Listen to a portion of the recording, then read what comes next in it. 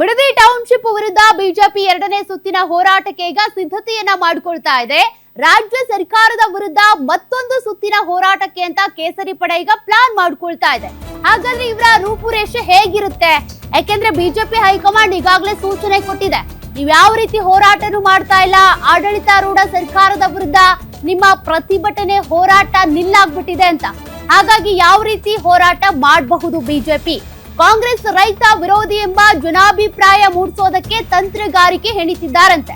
ನಿನ್ನೆ freedom park ನಲ್ಲಿ ಮೊದಲ ಹಂತದ ಪ್ರತಿಭಟನೆ ನಡೆಸಿದಂತ ಬಿಜೆಪಿ ಎರಡನೇ ಹಂತದ ಭಾಗವಾಗಿ ಬಿಡದಿಯಿಂದ ಬೆಂಗಳೂರಿಗೆ ಪಾದಯಾತ್ರೆಗೆ ಅಂತ ಸಿದ್ಧತೆ ಮಾಡಿಕೊಳ್ತಿದ್ದಾರೆ.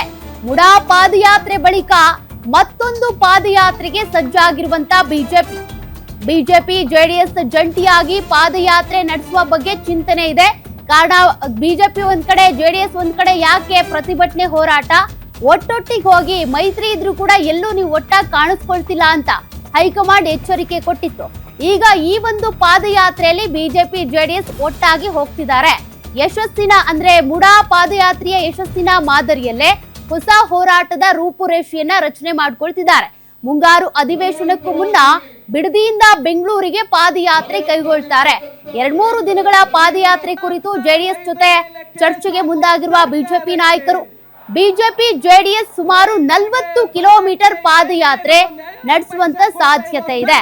ಜೆಡಿಎಸ್ ಜೊತೆ ಆಗದೆ ಇದ್ರೂ ಬಿಜೆಪಿ ಏಕಾಂಗಿಯಾಗಿ ಪಾದಯಾತ್ರೆಯನ್ನ ನಡೆಸುತ್ತಂತೆ. ಬೆಂಗಳೂರಿಗೆ ಪಾದಯಾತ್ರೆಗೆ ಪೊಲೀಸ್ ಅನುಮತಿ ಸಿಗುತ್ತಾ ಅನ್ನುವಂತ ಪ್ರಶ್ನೆ ಕೂಡ ಇದೆ. ಕಾರಣ ನಗರದ ಟ್ರಾಫಿಕ್ ಮೇಲೂ ಕೂಡ ಪರಿಣಾಮ ಬೀರೋ ಸಾಧ್ಯತೆ, ಹೀಗಾಗಿ ಅನುಮತಿ ಕೊಡೋ ಡೌಟ್ ಅಂತ ಕೂಡ ಹೇಳಲಾಗ್ತಾ ಇದೆ. ಜನ ಬೆಂಬಲ ಮತ್ತು ರಾಜಕೀಯ ಬಲ ಹೆಚ್ಚಿಸಿಕೊಳ್ಳುವ ಬಿಜೆಪಿಯ ಲೆಕ್ಕಾಚಾರ ಇದು ಅಂತ ಕೂಡ ಚರ್ಚೆ ಆಗ್ತಾ ಇದೆ.